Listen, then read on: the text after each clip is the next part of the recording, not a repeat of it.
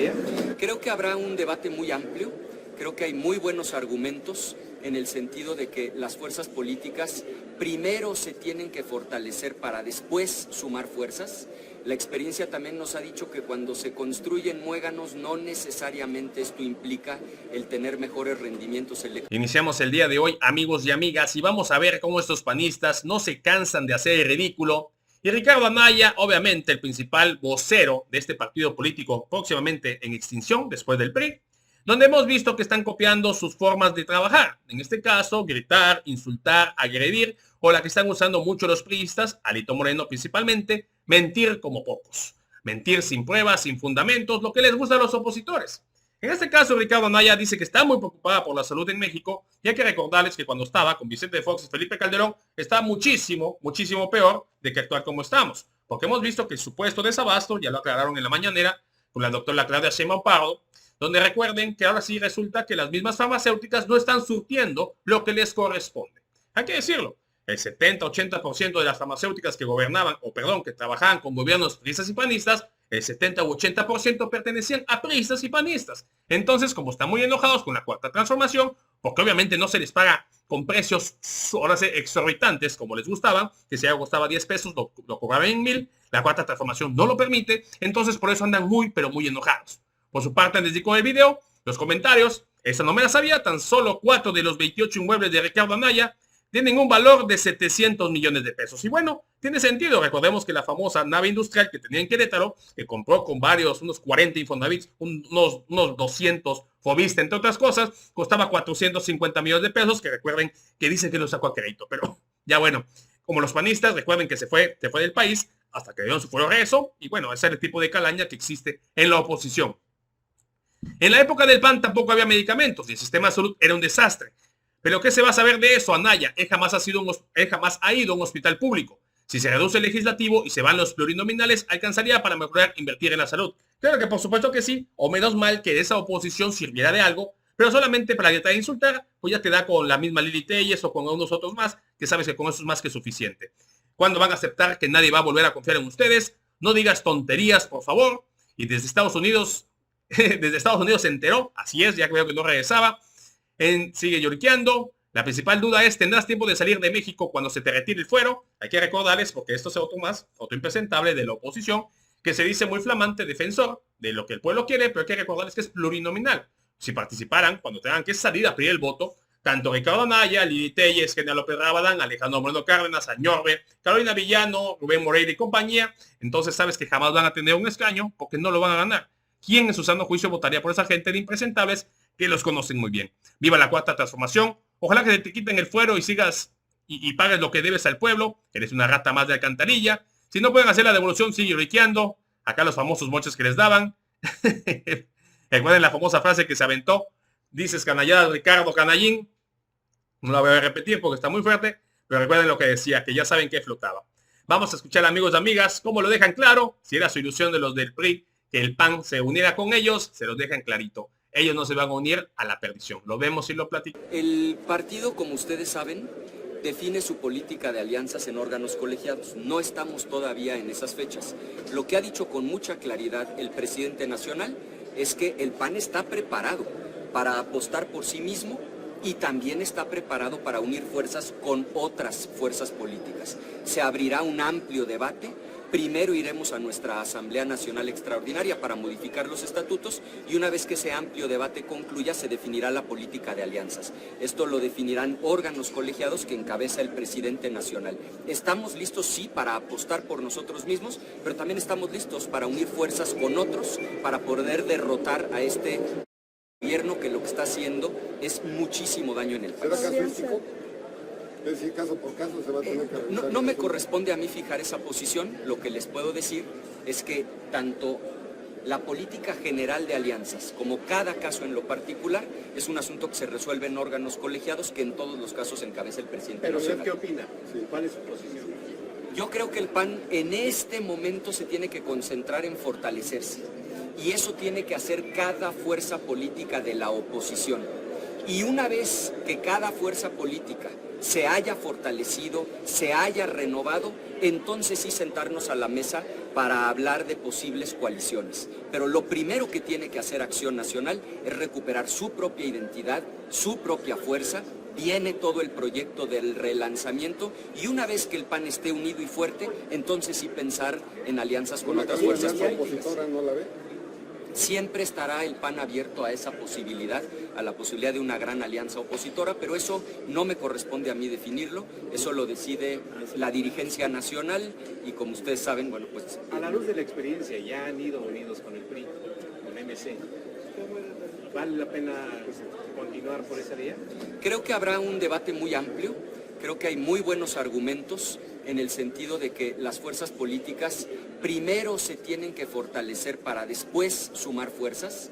La experiencia también nos ha dicho que cuando se construyen muéganos no necesariamente esto implica el tener mejores rendimientos electorales. Yo creo que el PAN está llamado a reinventarse, a recuperar su identidad, a abrirse a la ciudadanía y una vez que el PAN esté unido y fuerte, entonces sí abrir la discusión de sumar fuerzas con otros partidos. Oye, Ricardo, ¿quién miente, la presidenta o Petro, en relación al M-19? Porque ella dice que no es cierto que perteneció a ese grupo, pero el presidente Petro ya en 4 o 5 ocasiones ha dicho que ella era miembro de ese grupo armado guerrillero. Digo, no tengo la información, o sea, para ser muy franco, no tendría yo manera de resolver y decir quién está mintiendo, porque no tengo acceso a esa información. ¿No? Por supuesto que alguien miente, no puede ser, por lógica elemental, no pueden ser verdad dos afirmaciones que son opuestas, eso lo sabemos todos. Ahora, ¿quién está mintiendo? No lo puedo saber porque no tengo acceso a la información. Dice la presidenta que no es cierto, ella dice que no formó parte de ese grupo guerrillero, pero los mexicanos tendríamos el derecho o no de saber cuál fue el pasado, digamos, incluso ideológico de la presidenta, ¿no? La mejor receta en la vida pública es la transparencia y hablar siempre con la verdad. Yo creo que en este tema lo más sano es que se transparente esta información. Si yo tuviera la respuesta, yo con muchísimo gusto la daría. La realidad es que por obvias razones no la tengo. Senador, en el caso de Sinaloa, preguntarte, el gobernador minimiza este hecho que iba a ser un robo, pero ese tipo de robos... ¿Hay la posibilidad que responda Acción Nacional a la convocatoria de los estudiantes de la universidad, para crear una comisión frente a esa comisión y hacer propuestas en las que se sumen expertos en esa materia? ¿Tú en lo particular qué piensas? Ese será un gran tema de discusión. No perdamos de vista algo. Lo que quiere Morena se llama control total. Tomaron a la mala el control del legislativo. Se adueñaron del poder judicial a través de la fraudulenta y mal llamada reforma judicial. Ya desaparecieron todos los órganos autónomos que representaban un contrapeso. Ya no hay INAI, ya no hay Coneval, ya no hay COFESE, ya no hay IFT. Lo único que les falta es el control de las elecciones y el control del INE. Eso es en el fondo, por eso crean una comisión a modo, por eso no quieren que la oposición, que los académicos, que los estudiantes participen en el tema, porque lo que quiere Morena es tomar el control del INE, tomar el control de las elecciones, para poder entonces sí tener el control total y poder consolidar un régimen de corte autoritario. Nosotros celebramos que se estén organizando estudiantes, académicos, y por supuesto que sería saludable el que se formen muchas otras comisiones de gente que verdaderamente quiera que México siga siendo democrático y se genere un contrapeso frente al poder. Pero la idea no es una comisión para ir a comparecer con esa comisión, sino una comparecencia paralela. Para poder... Nos parece una muy buena idea, nos parece una muy buena idea. Senador, se anuncia que viernes y lunes habrá audiencias para analizar esta iniciativa de reforma de ley de amparo. ¿El PAN participaría? ¿Qué esperar de este? Por supuesto que sí vamos a participar.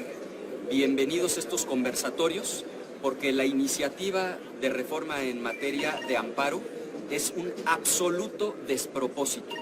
O sea, no perdamos de vista que el amparo solamente procede, fíjense bien, cuando una autoridad, es decir, el gobierno, viola los derechos humanos de una persona, de un ciudadano. Para eso sirve el amparo, para que los ciudadanos se puedan defender de los abusos del poder.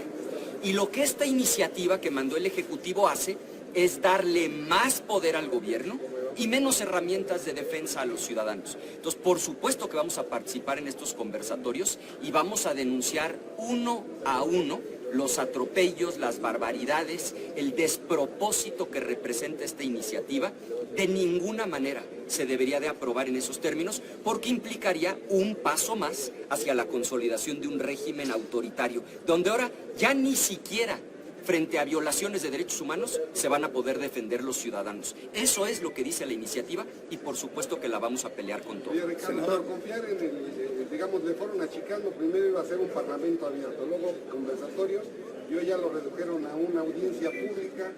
O sea, Y el riesgo, hay que decirlo con toda claridad, es que el conversatorio termine en simulatorio. Hay que decirlo con claridad, porque hasta ahora lo que ha pasado es que aun cuando abren los temas a discusión, al final imponen su mayoría espuria y a la mala aprueban lo que se les pega la gana.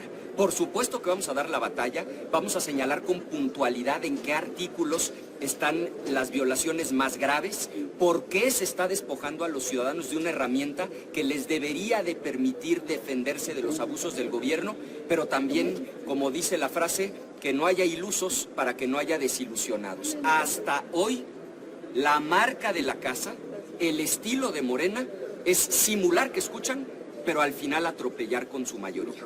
Oye, Bueno, entonces el modelo última y nos vamos si les parece. el modelo universitario de crear comisiones que enfrenten. Pues así como lo escucharon, amigos y amigas, como dicen, no pueden ir de muéganos, si se juntan les va a ir muchísimo peor. Hay que decirlo, el único que lo pensó coherentemente es Movimiento Ciudadano, donde dijo no me puede ir peor solo que juntarme con lo peor de la política mexicana, sea el PRI.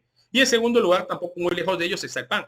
Entonces, lo que dijeron, mejor vamos solitos, y les fue muchísimo mejor que al PRI. Imagínate, el PRI con 800 millones en prerrogativas, y 700 más que tuvo en las elecciones pasadas. El Movimiento Ciudadano tuvo aproximadamente como 250, 300 millones y tuvo más votos. Por su parte, Partido de Acción Nacional, que tiene un poquito más de participación, decían que había entre un 13 y 17%, vimos que tuvo un 11% y cada vez va a ir bajando muchísimo más porque no tienen identidad y ya, ahora sí que demostraron en las pasadas elecciones que su líder principal era Alejandro Moreno Cárdenas y que son igual de podridos que el famoso PRI. Sabíamos que el PAN era malo, pero a juntarse con el PRI, pues se juntan todas sus perdiciones. Pero bueno, amigos y amigas, hasta aquí mi participación. Si te gustó el video, te invito a suscribirte a tu canal de Legión Política. Comparte la información para que más gente se entere de esta noticia y de favor apóyanos con un poderosísimo like, que nos ayuda muchísimo a que YouTube nos recomiende y más gente se entere de esta información que obviamente los chayomeos jamás vas a encontrar. Amigos y amigas, no me queda más que agradecerles por su tiempo, por su preciso espacio y nos vemos en la próxima.